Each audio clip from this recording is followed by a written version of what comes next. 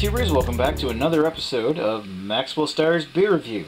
Tonight we're going to take a look at one of the beers, actually the only beer from that particular trip that my friend Fuzz brought back for me, from Montreal, Quebec. Going to take a look at a beer that he picked up cheap in a corner store while he was up there. McCoy's Honey Pale Ale.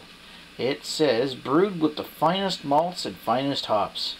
5.3% ABV. It says imported across the top, but I did a little research and found out that this beer was actually imported from a fake company called McCoy Brewery & Co., Rochester, New York. It's actually brewed for a Canadian food distributing company, and I can't remember the name of the company, but it's actually brewed for them by Genesee in Rochester, which is the same company that makes, well, they make Genesee's beers, obviously, and then they also make Dundee, which I've had on numerous occasions myself. Unfortunately, I haven't reviewed any of them. So, it's an Irish-style beer, 5.3% ABV. Just crack it open and see how it tastes. I already have a predisposition over this beer where I'm already expecting it to be a third-rate kind of beer. It's not like it's a cheap one, but is it one of those ones that's so bad it's good, or it's not bad for the price kind of thing?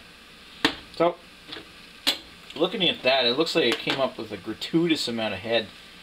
And the bubbles are coarse, but it's not really dying off very quickly. As for the color of it, I mean, it's got your standard pale ale colors, but it's got this nice honey golden kind of color with an almost orangey hue to the very top. It's got this nice honey golden color. That's really nice. And the head's kind of like an off-white tan yellow. That head's dying off slowly. I'm going to wait for a bit. Just a second. Alright, so the head's died down enough. It looks like it's stuck to the sides a little. Let's add a little bit more here. And let's give it a sniff.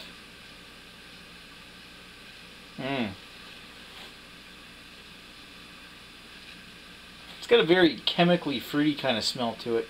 I mean, it's got this touch of like an earthy herbal hop kind of scent to it for a pale ale. Touch metallic, but it's got this weird sweetness that makes it smell like some kind of styrofoam or chemicals.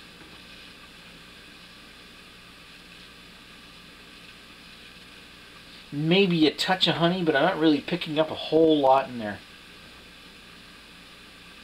Let's see that. Seems to be sticking to the sides a little, so it's at least some head retention, but chemicals can do that exact same thing.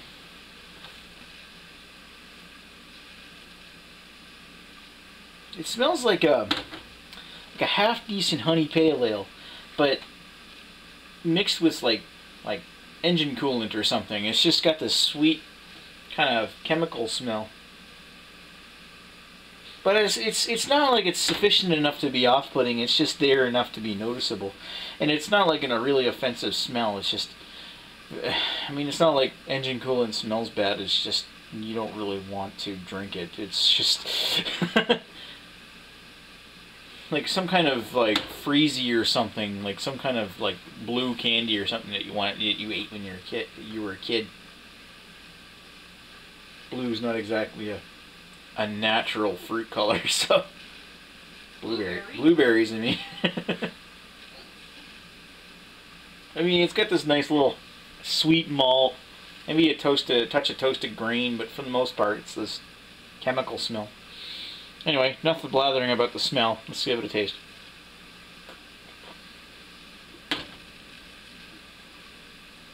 Ugh. Okay, oh wow, the smell really carries into the taste. Got this real chemically flavored hop flavor. God. It's got a earthy herbal bitterness with this weird chemical hook.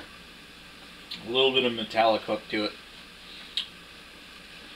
A toasted grain, perhaps a little corny touch in the aftertaste. And you get this sweet chemical bitterness, or chemical malt flavor that goes across the roof of the tongue.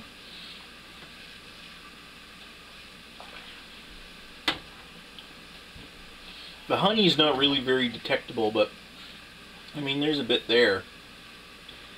It's just it's not very noticeable. I mean, it's decently bitter enough for a pale ale, but it's, I don't know where you would think this is like a Irish style or something, because it's got like a little shamrock on the top. It's decently strange enough, I guess.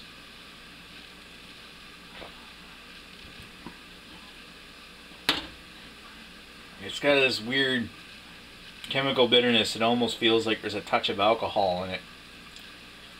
Anyway, I'm going to sit down with this one for a bit and I'll be right back with some thoughts.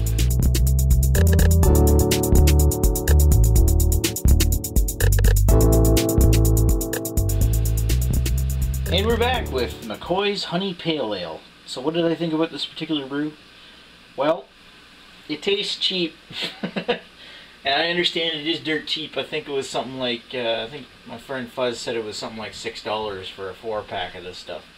I can see why. It's not really the most well put together beer. It's mainly a very taste mass produced, very chemically. It's got like it's got the promises of what would be a nice craft beer, except for it tastes too much like like hop extracts and adjuncts and stuff like that, that it really brings the beer down. And it's got this overwhelmingly chemical taste to this beer, even in the malts.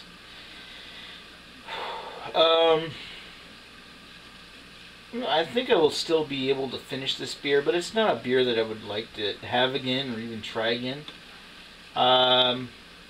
Is it a beer that I say that's so bad it's good? Well, I mean, if you really want to try this, but it's not something I would recommend.